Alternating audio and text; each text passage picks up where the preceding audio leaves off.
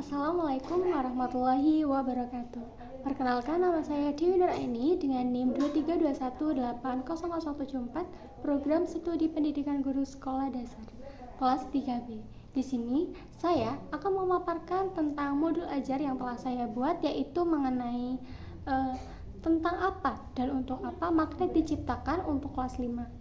Modul ajar yang saya buat ini berisi identitas modul, kompetensi awal, profil pelajar Pancasila, sarana dan prasarana, target peserta didik, model pembelajaran, komponen inti, pemahaman bermakna, pernyataan pemantik, kegiatan pembelajaran, asesmen atau penilaian, kegiatan pengayaan dan remedial. Ada juga materi, LKPD, referensi atau bacaan guru dari siswa, serta alat dan bahan, glosarium, dan juga ada daftar pustaka. Selanjutnya saya akan memaparkan modul ajar yang saya buat. Berikut pemaparan dari modul ajar yang telah saya buat. Yang pertama ada identitas modul. Untuk identitas modul sendiri terdiri dari penyusun, yaitu saya sendiri, Dewi Nuraini.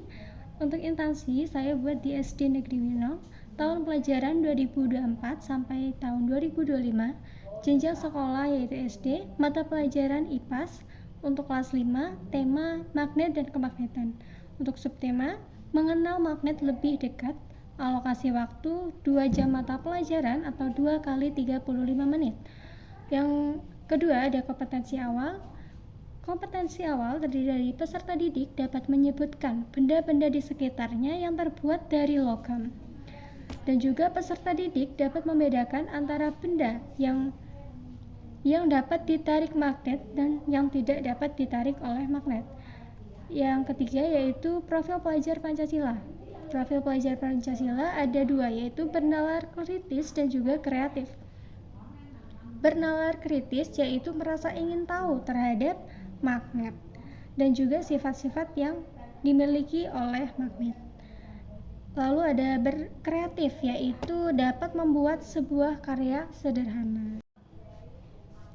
Ada juga sarana dan prasarana. Sarana dan prasarana yang saya buat yaitu melalui buku IPAS kelas 5 tentang magnet, benda logam dan non-logam, kertas HVS, pensil atau ballpoint. Sedangkan target untuk peserta didik yaitu peserta didik dapat menjelaskan pengertian magnet dan sifatnya. Dan juga peserta didik dapat menyebutkan contoh benda yang memanfaatkan sifat magnet dalam kehidupan sehari-hari. Untuk mode pembelajarannya sendiri, saya menggunakan pembelajaran berbasis inquiry atau inquiry based learning dan juga pembelajaran berbasis proyek atau project based learning. Untuk komponen inti mencakup capaian pembelajaran, elemen capaian pembelajaran, dan juga tujuan pembelajaran. Capaian pembelajaran sendiri yaitu memahami sifat perubahan dan interaksi materi serta penerapan dalam kehidupan sehari-hari. Untuk elemen capaian pembelajarannya yaitu memahami sifat magnet dan menerapkannya dalam teknologi sederhana. Untuk tujuan pembelajarannya yaitu mengidentifikasi benda-benda yang dapat ditarik magnet dan menjelaskan kegunaannya. Untuk pemahaman bermakna yaitu meningkatkan kemampuan peserta didik tentang sifat magnet dan menyadari bahwa magnet memiliki peran penting dalam kehidupan sehari-hari. Dan untuk pernyataan pemantik yaitu kami hanya membuat pertanyaan yang sederhana, yaitu tentang apa itu magnet, bagaimana sifat-sifat magnet, apa kegunaan magnet dalam kehidupan sehari-hari, dan apa saja benda yang dapat ditarik oleh magnet. Kegiatan pembelajaran yaitu ada eksplorasi, kegiatan pembuka, kegiatan inti, dan juga kegiatan penutup. Nah, untuk eksplorasi sendiri, peserta didik kita ajak untuk mengamati benda yang ada di sekitarnya. Untuk kegiatan pembukanya yaitu guru melakukan demonstrasi sederhana dengan menggunakan magnet dan berbagai benda yang ada di sekitar peserta didik. Untuk kegiatan intinya yaitu terdiri dari orientasi peserta didik pada masalah. Peserta didik menganalisis sebuah video yang ditayangkan oleh guru dan juga peserta didik menjawab pertanyaan pemantik yang diberikan oleh guru. Ada juga mengorganisasi siswa untuk belajar. Nah, dalam hal ini, dalam kegiatan perencanaan atau percobaan, peserta didik dibagi menjadi 3 atau 4 kelompok yang terdiri dari 5 sampai 6 orang anak.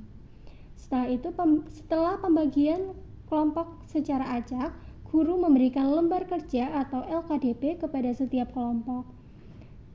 Nah, untuk membimbing peserta didik dalam penyelidikan, siswa berkolaborasi dengan kelompoknya menyusun aktivitas dalam penyelesaian yang guru berikan. Untuk asesmennya sendiri atau penilaian yaitu dengan mengamati aktivitas peserta didik selama melakukan percobaan dan juga menilai hasil diskusi peserta didik. Guru juga memberikan pertanyaan singkat tentang materi yang telah dipelajari. Dan untuk kegiatan pengayaan dan remedialnya, untuk pengayaan sendiri, peserta didik yang sudah menguasai materi dan memiliki nilai di atas rata-rata atau siswa dengan nilai rata-rata.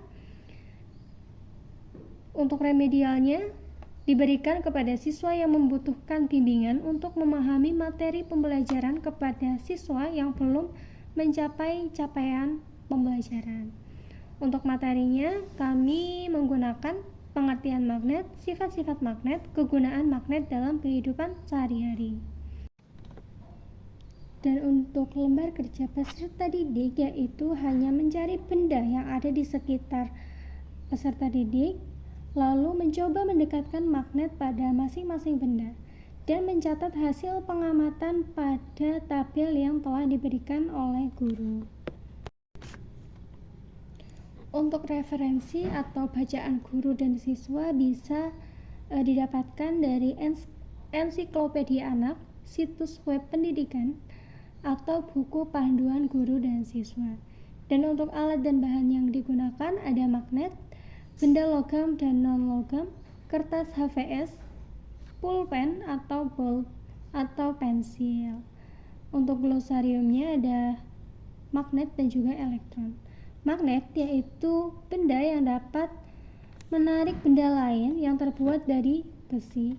Elektron yaitu suatu partikel berukuran sangat kecil yang bermuatan negatif. Mungkin itu saja yang dapat saya sampaikan.